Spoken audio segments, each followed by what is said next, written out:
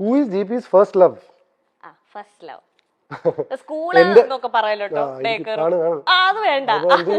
അല്ല, first love എന്ന് പറയുന്നാലേ എന്റെ ഫ്രണ്ട്സ് ഒക്കെ ഫസ്റ്റ് ലവ് എന്ന് പറയുന്നത് നിന്റെ ആദ്യ ഭാര്യ നിന്റെ വർക്കാണെന്ന് പറയും. ആ ഒരു രീതിയിൽ എപ്പോഴും പറയാറുണ്ട്. ബട്ട് ഫസ്റ്റ് ലവ് എന്ന് പറയുന്നത് ആ ഒരു സമയത്ത്, അല്ലെങ്കിൽ what do I call infatuation ആണോ എന്താണെന്ന് അറിയില്ല. ശ്വേത എന്നാണ് കുട്ടിയുടെ പേര്. അവളും കല്യാണത്തിന് വന്നിരുന്നു. ഇപ്പൊ അമേരിക്കയിലാണ്. കല്യാണമൊക്കെ കഴിഞ്ഞിട്ട് അമേരിക്കയിൽ സെറ്റിൽ ആണ്. ശ്വേത ഒരു ഡാൻസ് ഒക്കെ ചെയ്തിരുന്നു എന്റെ കല്യാണത്തിന്. So I M in touch with every one. അപ്പൊ ഫസ്റ്റ് ലവ് എന്ന് പറഞ്ഞാൽ അവള്, ഞാൻ ഫസ്റ്റ് ഉണ്ടാകുമ്പോൾ അവള് UKG-ലായിരുന്നു. ഞങ്ങൾ തൊട്ടടുത്ത വീടായിരുന്നു, കളിക്കൂട്ടുകാരായിരുന്നു കുട്ടിക്കാലം മുതലേ. So that should be my first love I guess. കാരണം എന്താ വെച്ചാൽ അന്ന് എനിക്ക് ഒരുപാട് പെൺകുട്ടികൾ ഫ്രണ്ട്സ് ഉണ്ടായിരുന്നില്ല.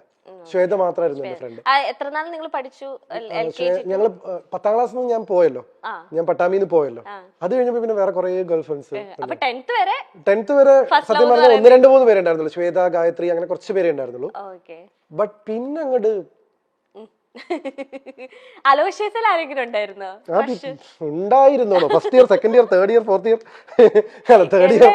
പിന്നെ ഐ ഹാഡ്, എന്താ വെച്ചാലേ CIRS കഴിഞ്ഞപ്പോഴാണ് ഞാൻ ഭയങ്കര കംഫർട്ടബിൾ ആയത് പെൺകുട്ടികളായിട്ട്. കാരണം അവിടെ ഈ ഒരു ആൺകുട്ടി, നമ്മൾ സ്കൂളിൽ പഠിക്കുമ്പോഴേ പണിഷ്മെന്റ് കിട്ടിയാലാണ് പെൺകുട്ടികളുടെ കൂടെ പോയിരിക്കുക.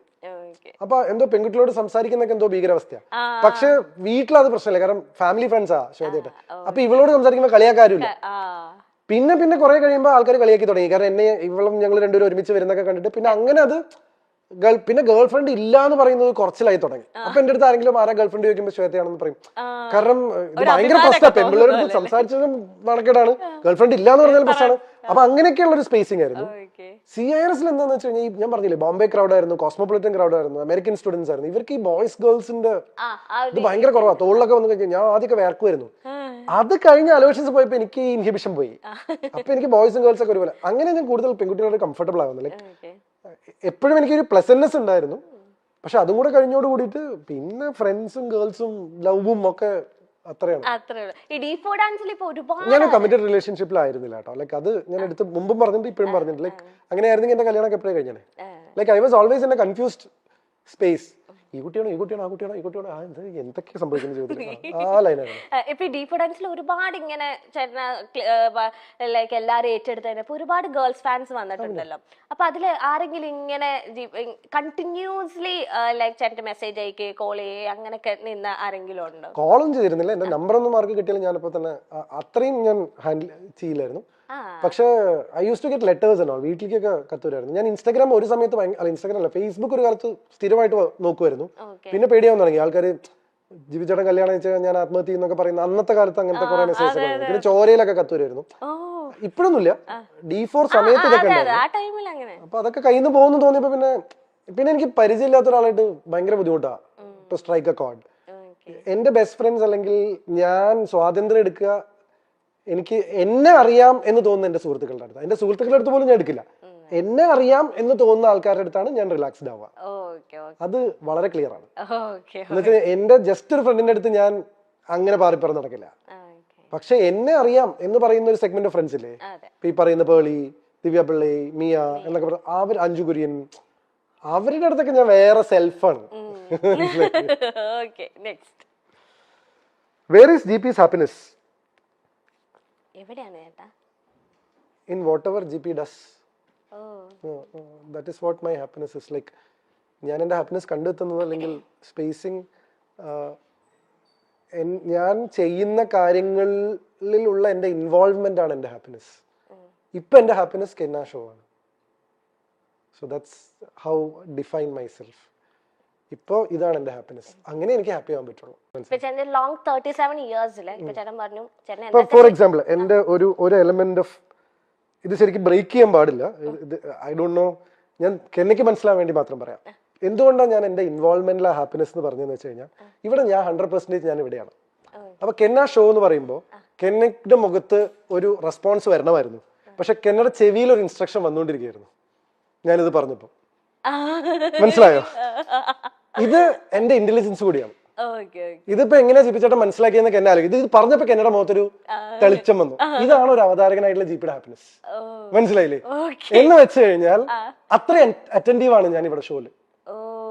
എന്ന് വെച്ചാൽ കെന്ന ഷോ എന്ന് പറഞ്ഞു കഴിഞ്ഞപ്പോ എനിക്കറിയാം എന്റെ ഓഡിയൻസിൽ നിന്ന് ഒരു റെസ്പോൺസ് വരുന്നു. അത് വരുന്നില്ല. എന്തുകൊണ്ട് വന്നില്ല? അപ്പൊ കെന്നയ്ക്ക് എന്തോ ഒരു ഇൻസ്ട്രക്ഷൻ കിട്ടിയിട്ടുണ്ട് പുറത്തുനിന്ന്. ആ ക്വസ്റ്റ്യൻ ആണ് അടുത്ത് കെന്ന എന്റെ അടുത്ത് ചോദിക്കാൻ പോകുന്നത്. ഈ ദിസ് ലോങ് 37 years ചോദിച്ചോളൂ. ഓക്കെ, ഇനി ഞാനൊന്ന് ചോദിക്കണ്ടല്ലോ. എടോ, സ്റ്റേറ്റ് അവാർഡ് അവതരണത്തിൽ കിട്ടാൻ പറഞ്ഞ എളുപ്പമുള്ള കാര്യമല്ല. ഞാനൊരു നിമിഷം ഇങ്ങനെ കേട്ട് പോയി പകച്ചു പോയി എന്നൊക്കെ പറഞ്ഞു. അല്ല, this is A tip for you അതെ, ആസ് എ ആങ്കർ. മനസ്സിലായില്ലേ? ഇതൊരു ഇത് ദിസ് ഇസ് മൈ ഹാപ്പിനെസ്. ഇത് സ്കോർ ചെയ്തു. This is GP's happiness. അതാ ഞാൻ നിങ്ങളെ ടെക്നിക്കാലിറ്റി ഞാൻ ബ്രേക്ക് ചെയ്യണോന്ന് വരെ ഞാൻ ഇപ്പൊ ചിന്തിച്ചു. കാരണം നിങ്ങളുടെ ചെവിയിൽ ഒരു ഇന്നിയർ ഇരിക്കുന്നുണ്ടെന്ന് പ്രേക്ഷകർക്ക് അറിയില്ല. പക്ഷെ this is A content for you. ഇത് കെന്ന ഷോന്റെ ഒരു കണ്ടന്റ് ആണ്. വേറെ ഒരാൾ ഇവിടെ വന്നിരുന്നത് നിങ്ങൾക്ക് ഇങ്ങനെ ഒരു സാധനം പറയില്ല. കാരണം ഞാൻ അത്ര അറ്റൻറ്റീവ് ആണ്.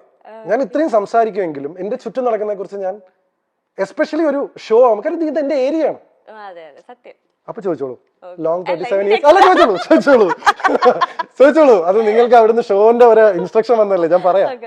ലോങ് 37 years ഏറ്റവും ഹാപ്പിയസ്റ്റ് ആയിട്ട് തോന്നിയ ഒരു മൊമെന്റ് ഏതാണ്? ഇതാ, ഇത് പറയല്ലേ, വേറെ പറ.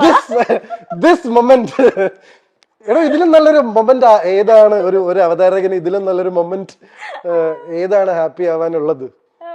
പിന്നെ വേറെ കാരണം അല്ല, അതാണ് കാരണം this is my job and I am good at it. Yes. Next, which is GP's top gossip? ഏറ്റവും ടോപ്പ് ആയിട്ട് ഞാൻ പക്ഷേ ഇന്ന് പണ്ടത്തെ ഒരു ഇന്റർവ്യൂല് ജസ്റ്റ് കേട്ടോണ്ടിരുന്നപ്പോഴത്തേനും കമന്റ്സും ജസ്റ്റ് ഞാൻ സ്ക്രോൾ ചെയ്തതാ. അപ്പൊ അതിലൊരു എന്തോ ഒരാള്, വ്യക്തിയുടെ പേരൊന്നും എനിക്ക് ഓർമ്മയില്ല, നല്ല ഡീറ്റെയിൽ ആയിട്ട് GP ചേട്ടന്റെ പേളി ചേച്ചിയുടെ ഒക്കെ അറിയുന്ന രീതിയിൽ പേളിയും GPയും ഇഷ്ടത്തിലായിരുന്നു. പിന്നെ അവരെന്തോ പിണങ്ങി. പിന്നെ അതുകൊണ്ടാണ് അവര് കെട്ടാത്തത്. അത് ഞാൻ ഇനി അങ്ങനെ അപ്പൊ ഞാൻ വെച്ചത് ഈ പേളിയും GP ചേട്ടനായിട്ട് ഞാൻ അങ്ങനെ ഗോസിപ്പുകൾ ഒന്നും കേട്ടിട്ടില്ല. അപ്പൊ ആ കമന്റിൽ എന്തോ ഗോസിപ്പ് ഉണ്ടായിരുന്നു എനിക്ക് തോന്നുന്നു. എനിക്ക് മേജർ ആയിട്ടുള്ള എനിക്കിതിൽ ഏതാ ദിവ്യപിള്ള, ഇതിൽ ഏതാണോ ടോപ്പ് ഗോസിപ്പുകൾ ഇഷ്ടംപോലെ ഉണ്ട്. എനിക്കത് മിയ ചേച്ചി ആയിട്ടായിരിക്കും. പക്ഷെ എന്താ അറിയോ, ദിവ്യപിള്ളയുടെ ഗോസിപ്പിന്റെ സമയത്ത് സോഷ്യൽ മീഡിയ സ്ട്രോങ് ആയിരുന്നു. അപ്പൊ അത് ഭയങ്കരമായിട്ട് ആഘോഷിക്കപ്പെട്ടു. അതിനാണ് ഞാൻ ആദ്യമായിട്ട് ജീവിതത്തിൽ ഒരു എക്സ്പ്ലനേഷൻ കൊടുത്തത്. നിങ്ങൾ ആ കണ്ടത് കല്യാണമല്ല, മീഡിയ എന്ന കാര്യത്തിൽ ഞാൻ എക്സ്പ്ലനേഷൻ കൊടുത്തു വന്നിട്ടില്ല. അപ്പൊ എനിക്ക് ടോപ്പ് ഗോസിപ്പിൽ ശരിക്കും സ്റ്റാറ്റിസ്റ്റിക്സ് എടുത്തു നോക്കണം. പക്ഷെ മീയുടെ എന്ന് വെച്ചാൽ കുറച്ച് കാലമായിട്ട് നിന്നുകൊണ്ട് മീയുടെ കല്യാണം എന്റെ കല്യാണം കഴിഞ്ഞിട്ട് രണ്ടുപേരും അവരവരുടെ കല്യാണങ്ങൾ അറ്റൻഡ് ചെയ്തിട്ട് ഇപ്പൊ നിൽക്കുമ്പോഴാണോ ഇത് ട്രൂ ഫ്രണ്ട്ഷിപ്പ് ഗോൾസ്. ഇത് ഞാൻ നേരത്തെ പറഞ്ഞു കഴിഞ്ഞാൽ അതാണ് പ്രശ്നം. How much is GP's net വർത്തോ? നമ്മളുടെ സമ്പാദ്യം പൊതുവെ പറയാൻ പാടില്ല എന്നാണ് പറയുക.